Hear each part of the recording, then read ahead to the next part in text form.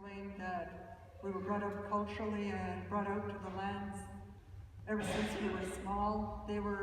All of them were taught by Grandma how to live off the land through trapping, and many of them spent a lot of time out on the territory. And as they started to have children, we ourselves were brought out on the territory and spent a lot of time out at Poplar Lake and many of the other parts of our territory. And every holiday we were out on the land. We didn't go to no city for holidays. When we used to go back to school in the fall, and we'd have to talk about what we did for summer holidays, and all my stories were about the lakes we visited, about fishing, about the bear we got, and telling all the different things that I did on the territory. And at that time when I was young, I used to feel embarrassed because all the other kids would talk about going to West Edmonton Mall, to Vancouver P&E, and I was thinking my stories were just small, that, oh, I didn't do anything big like they were doing, and I was too embarrassed to talk about it. But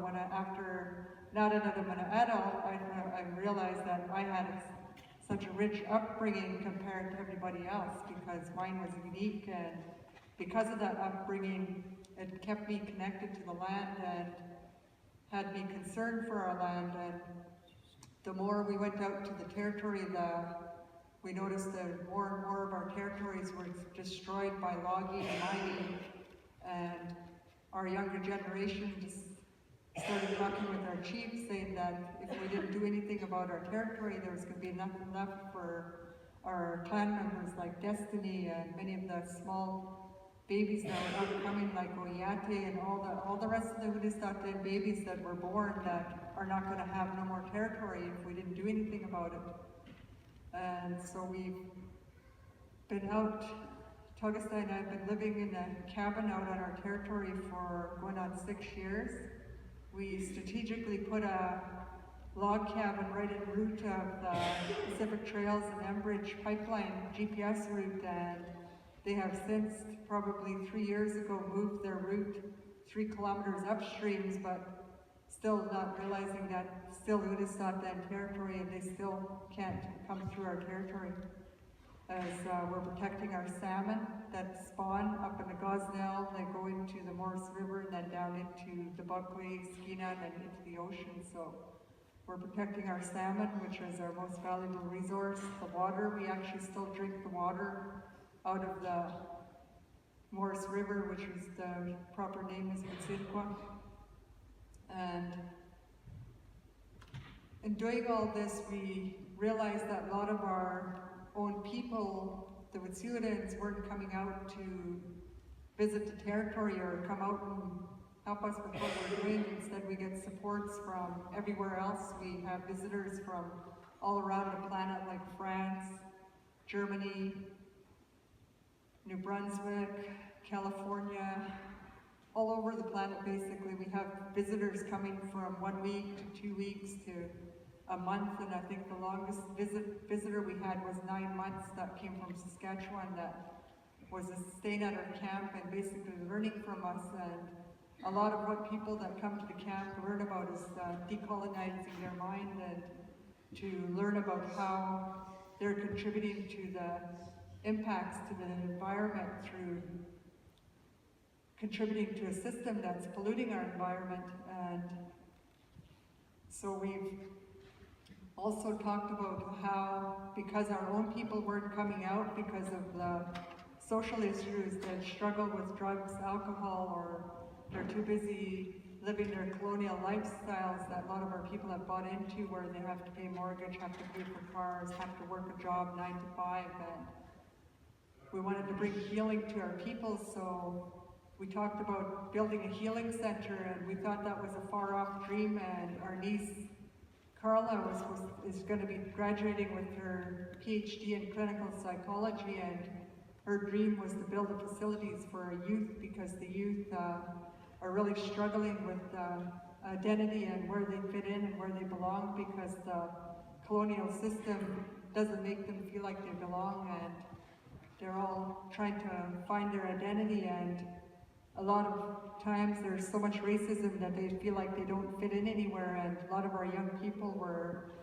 committing suicide or attempting suicide, so my niece focused her studies on youth, and so she wanted to build a facility, and we shared that with some of the supporters that had come to visit us in our one-room cabin. They had 12 people sleeping all over the floor, and said that we needed a space for the supporters to sleep when they came and visit, so they did a fundraiser probably about 4 years ago and built a bunkhouse which can sleep 15 to 20 people. And if you see in the PowerPoint, you see a building with West Coast art design under that was done during our youth camp, where we had youth come out for 2 weeks to work on 2 murals,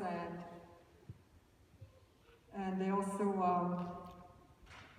did videography and learning how to edit, and by the end of the 2 weeks, some of the kids got to screen their movies that they made throughout the 2 weeks. And the reason why we did an art camp, because in our home communities, they have a lot of sports camps, like they have soccer camps and baseball camps. They have all these different things for sports, and a lot of the children that aren't into sports seem to get left out, and they seem to be the kids that feel like they don't fit in, because everybody that becomes popular, all the jocks and all the athletes. And when those kids, I think we had 11 kids from the whole northern region, from Prince George to Prince Rupert and all the Indigenous communities surrounding. We had 11 children come to the camp, and when I was explaining to them that I didn't want them to exclude anybody, that they have to be inclusive with all the kids that are there. We didn't want kids feeling left out. And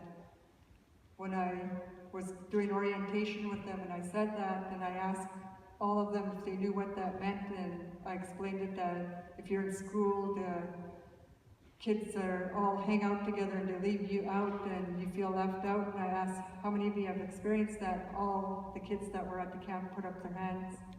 So I believe we did the right thing in running that camp, and all of them, they did really well. They were shy when they first came in. They were too scared to talk, and by the end of the 2 weeks, the shyest kid was the noisiest and talking with everybody by the end of the 2 weeks. So I believe we really did the job with that camp.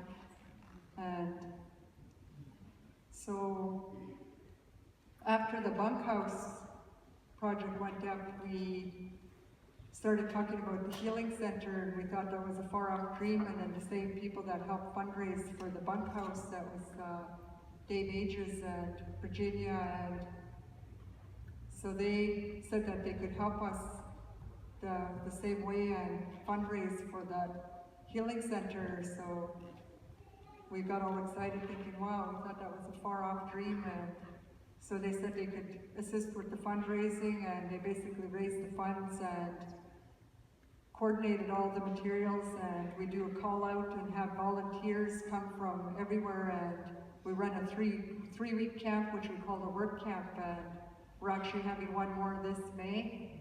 I believe it's May 8th to the 26th for 3 weeks, and people register through Unist'ot'en Solidarity Brigade. You can see that on Facebook, where people sign up and you fill out a questionnaire, and they screen all our visitors to ensure we don't have people coming in to try to cause problems for us or report back to industry or government what we're doing. So we've actually had problems with people trying to come in to do that very thing, taking photographs and asking a lot of questions.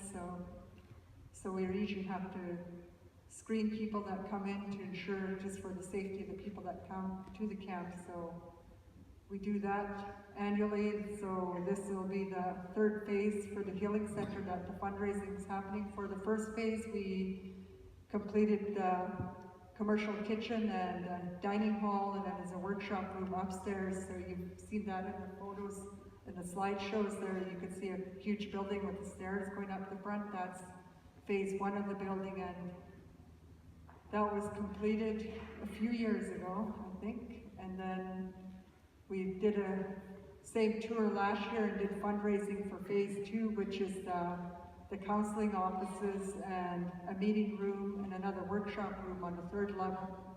So that was done through work camp last May, and we didn't quite finish it because we ran into problems with the heating system that was supposed to get put in was delaying interior part of the project to get finished because they were waiting for all the piping to be put in for the, I can't remember the heating system. It's done by wood and they got glycol and water that goes through pipes in the floor and it heats the building that way. So that should be finished actually this year before, we're hoping before the next work camp, so we can actually have 2 crews finishing off phase 2 and getting started on phase 3. So, and I believe Dave will speak more to the project about the Healing Center, and have Destiny here is going to talk a little bit about, oh, and I keep forgetting about Action Camp, where we have an Action Camp, which will be the 8th annual camp that we'll have in July 12th, I believe, to the 16th.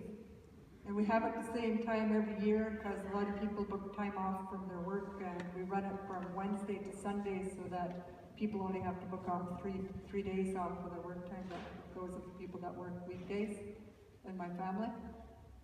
So usually the Action Camp, we have people, again, from all over the world that come, and I think the most we've had at our camp is almost 200 people that have come from everywhere, and we basically skill share with each other and talk about environmental impacts and how we can make less of an impact. And we have, one of the main ones we have is decolonization, where we have a few of our members that run a decolonization workshop and give an explanation of what it means to decolonize yourself and ways that you can start working towards that, even if you live in the city centers, and different ways you can do to minimize your footprint on the impacts to our environment. And